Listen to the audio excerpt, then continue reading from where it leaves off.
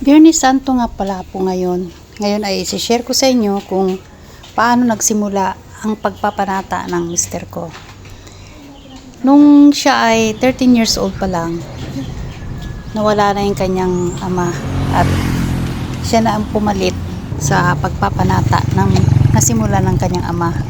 Kaya ito nga pinagpapatuloy niya mula nung siya ay 13 years old hanggang ngayong 69 na siya.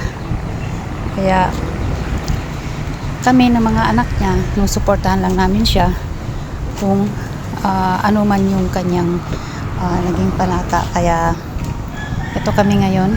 Ito, papunta na kami ito ngayon sa simbahan at ito ay maaga pa. 8 o'clock kasi nga matirik ng araw. Medyo mainit na talaga masyado. At hindi po lingid sa iba na may sakit siya sa puso, may high blood siya. At ito nga pala, kahit anong tibay at anong mahal ng sapatos, ayan, sira na siya pagka hindi ginagamit. Ay, naputol ko lang po yun, inano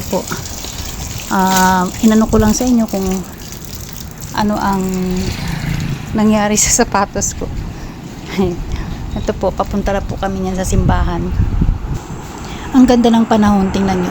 Blue na blue yung ating kaulapan. Pero mainit na po yan. Mainit na po yan, 8 o'clock na yan.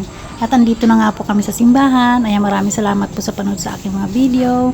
Follow and share po kung nagustuhan nyo itong aking video. Maraming salamat.